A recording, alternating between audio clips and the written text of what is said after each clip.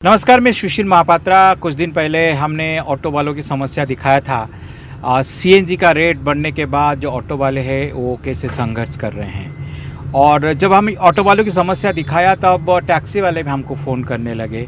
वो कहने लगे कि आप हमारी समस्या नहीं दिखा रहे हैं। तो हमने आज एक टैक्सी में बैठे हैं और इसीलिए बैठे हैं कि दिखाने के लिए कि सीएनजी का रेट बढ़ने के बाद ये लोग कैसे संघर्ष कर रहे हैं। अब जब ऑटो वालों का हमने दिखाया था तब सीएनजी का रेट जो है वो 71 रुपया 61 पैसा था, लेकिन इसके बाद सरकार ने फिर 2 रुपया बढ़ा दी है।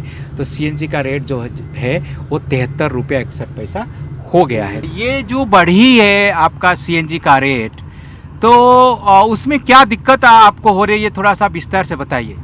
दिक्कत बहुत ज़्यादा हो रही है सर। हमारी ईएमआई भी नहीं निकल पाती है। अच्छा। घर खर्चा भी बहुत मुश्किल से चला पा रहे हैं। ईएमआई कितने का गाड़ी कितना ईएमआई दे रहे हैं आप? सर 26,300 रुपये ईएमआई है मेरी। कितने ईएमआई बच गया है आपका? अब ये सर मेरे 1 साल की बची हुई है। 1 साल की? हाँ जी। तो ये क्या दिक्कत क्यों हो रही है आपको? क्या पहले दिक्कत नहीं थी? पहले सर ये इसका सीएनजी का रेट कम था और अब ज़्यादा हो गया। पहले बच जाता था, बच नहीं पाता है। खर्चे ज़्यादा हो गए। एक मतलब ये एसी चलाना पड़ता है, बगैर एसी के कस्टमर मानता नहीं है और हमें भी अच्छा नहीं लगता बगैर एसी के चलाएं। अच्छा, और गर्मी का दिन है। हाँ जी, गर्मी का दिन है तो इसलिए कुछ भी नहीं बच पाता सर। बहुत दिक्कत ज़्यादा हो। तो आप एक चीज़ बताइए, पहले आप कितना कमा लेते थे, अब आप कितना कमा रहे हैं? पहले सर मतलब अपना ईएमआई भी निकल जाता था, थोड़ा बहुत घर का खर्चा भी चल जाता है। हाँ। लेकिन अब तो मतलब ईएमआई में भी दिक्कत हो रही है हमें। फिर घर का खर्चा कैसे चला रहे हैं आप? घर का खर्च सर ऐसे वो तेरे मेरे से लेकर काम तो चलाना पड़ता है सर। तो कर्जा लेके चला रहे हैं? हाँ जी, हाँ जी। जैसे ईएमआई रोक दी तो घर का चला रहे हैं। अच्छा, मतलब घर का चला रहे हैं, ईएमआई आपने रोक दी है? हाँ सर, क्या करें, निकल नहीं पाती तो रोकनी पड़ती है। तो क्या फिर ईएमआई रुकने के बाद उसका कोई लेट फी ये सब देना पड़ता है आपको? सर बिल्कुल चार्ज लगता है। अगर टाइम पे नहीं भरेंगे तो बैंक थोड़ी छोड़ेंगे हमें, वो तो लास्ट में लेंगे। अच्छा, तो महंगाई का भी असर आपके ऊपर है। ये तो एक सीएनजी की बात हम कर रहे हैं, दूसरे जो सामानों की सब सामान सब जो महंगे हो गए हैं उसका भी असर आपके ऊपर है? सर उसी का तो असर है जो मतलब कुछ बच नहीं पाता। अच्छा, जैसे एग्जाम्पल दे के बताइए आप। जैसे सर कोई भी चीज़ ज़्यादा वो बढ़ गया है। अच्छा। जो 2 रुपए की चीज़ थी आज वो 5 रुपए की हो रही है, इतना हो गया। हर चीज आप कह रहे डबल हो गया है? हाँ जी बिल्कुल। और किराया हमारा बढ़े नहीं। किराए नहीं बढ़े? नहीं। सब्जी के दाम तो बढ़े हुए हैं, तो क्या आप सब्जी आप लोग खाते हैं या नहीं? फिर सर खाना तो पड़ता है, बगैर खाए तो कितने दिन चलेंगे। अच्छा। ये है भाई, जैसे मैं अभी नींबू का ले लो, नींबू कितना महंगा हो गया। चले, नींबू तो एक ऐसा चीज है, ना भी खाएंगे चल जाएगा, लेकिन दूसरा जो सब्जी सब है उसका तो असर होगा आपके। कोई भी सब्जी ले लो मतलब 30-40 रुपए से कम कोई भी चीज़ नहीं है। किसी भी सब्जी को ले लो 30-40-50 रुपए पाव, आधा किलो ऐसे मिलता है। अच्छा, आधा किलो 40 रुपया? हाँ जी। कितने बच्चे हैं आपकी? सर मेरे 2 बच्चे हैं। तो दोनों पढ़ाई कर रहे हैं क्या? हाँ सर, पढ़ाई कर रहे हैं सर। तो क्या उनके एजुकेशन में, जैसे आप ईएमआई नहीं भर पा रहे हैं, कमाई कम हो गया है, तो उनकी शिक्षा पर भी असर पड़ रहा है? शिक्षा पर तो बहुत असर पड़ रहा है सर। ये भी जैसे बच्चे का पहले प्राइवेट में था, ये भी इसमें करवा रखा है सरकारी में। और ये क्या नाम है, गुड़िया का मेरा ये आर्य गुरुकुल कन्या में है एडमिशन। मतलब बेटा का पहले प्राइवेट में था? हाँ जी। तो आपने सरकारी में क्यों किया? सर इसकी फीस ही नहीं दे पाते, क्या करें, इतना महंगा हो रहा है सब कुछ। अच्छा। कुछ बचता है नहीं, तो बचेगा नहीं तो फिर क्या करें। बच्चों को पढ़ाना भी ज़रूरी है। नहीं पढ़ाएंगे तो फिर वो ऐसे घूमते फिरेंगे गलियों में। और कितने सालों से आप यहाँ दिल्ली में टैक्सी चला रहे हैं, मतलब कितने साल हो गया? सर मेरे को 10-12 साल हो गए सर। 12 साल हो गया? हाँ जी। और ये गाड़ी कब लिए थे आप?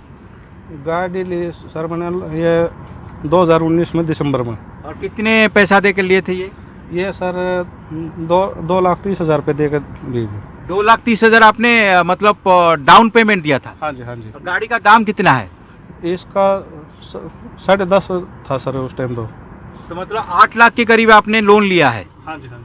बैंक से, बैंक और 1 साल का आपको लोन अभी देना है EMI। हाँ जी हाँ। पहले आप एक चीज कैलकुलेट करके मुझे बताइए, आप 10 साल से टैक्सी चला रहे हैं, पहले आप कितना कमा लेते थे, अब आप कितना कमा रहे हैं? पहले आपका खर्चा कितना होता था, अब खर्चा कितना हो रहा है?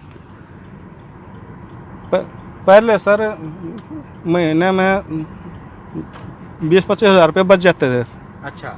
और अब तो मतलब कुछ नहीं बच रहे, अब तो बराबर चल रहे। कुछ नहीं बच रहा है जी नहीं। तो मतलब ना बचने का कारण, बच जाता मतलब क्या, आपका खर्चा के बाद, घर का खर्चा के बाद बच जाता था? हाँ जी हाँ जी। अच्छा, अब जो कुछ नहीं बच रहे हैं? अब कुछ नहीं बच रहा सर। ओके, तो आप EMI इसीलिए नहीं दे पा रहे हैं? हाँ जी हाँ तो जी। कुछ सेविंग नहीं है आपका? नहीं सर, कुछ सेविंग नहीं है हाँ? फिलहाल, कोई सेविंग नहीं है। और जब अगर घर में किसी की तबीयत खराब हो जाए या कुछ और समस्या हो जाए तो फिर क्या कुछ सेविंग करके रखें या नहीं? सर अभी कुछ काम आगे बढ़ेगा तभी सेविंग हो पाएगी। अब तो फिलहाल तो काम कम है और ये महंगाई ज़्यादा है। पहले सर हम 3,500-4 हज़ार रुपये कमा लेते थे दिन में डेली। हाँ जी। अब तो कुछ नहीं, बस ये 1,500 रुपये में हमें 1,500 रुपया? हाँ जी। तो इसका मतलब 60-70% आपकी कमाई कम हो गई है? बहुत कम होगी सर। हाँ जी। तो आपका घर है या फिर आप किराए पे रहते हैं? किराए पर रहता हूँ सर मैं। कहाँ पे? रोहिणी में। रोहिणी में? हाँ जी हाँ जी। कितना किराया है? सर मेरा 10,000 रुपये किराया है महीने का। 10,000? हाँ जी। 10,000 किराया भी तो बहुत ज़्यादा है, कोई कम नहीं है।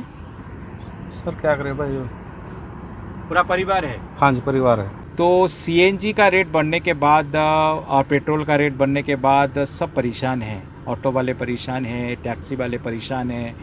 और इसके साथ साथ जब ये रेट बढ़ते हैं तो बाकी जो सामान है रेट वो भी बढ़ जाते हैं। जैसे आपने देखा सब्जियों के दाम बढ़ गए हैं, और इसके साथ साथ और जो सामान हैं वो सब दाम भी बढ़ गए हैं।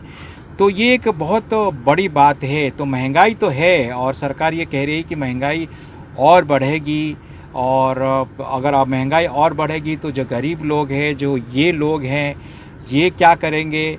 और लोगों के पास नौकरी भी नहीं है, जॉब भी नहीं है, कई जगह पे तो कई सालों से जो है वो पैसा भी नहीं बढ़े हैं।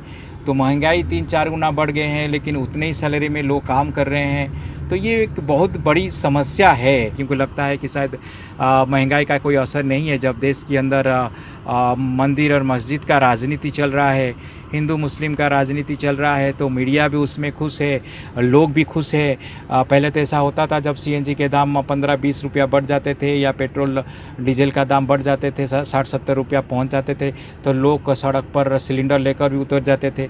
लेकिन अब तो लोग नहीं उतर रहे हैं, क्योंकि अब जो है लोगों को उलझा दिया गया है, मंदिर मस्जिद में उलझा दिया गया है, हिंदू मुस्लिम में उलझा दिया गया है। उनको लगता है कि वही सब कुछ है और वही उनका ज़िंदगी है। लेकिन आज लोगों को समझ में नहीं आ रहा है, लेकिन समय आएगा जब उनको समझ में आएगा, तब उनके हाथ में कुछ नहीं होगा। कैमरा पर्सन सचिन गुप्ता के साथ मैं सुशील महापात्रा, NDTV इंडिया।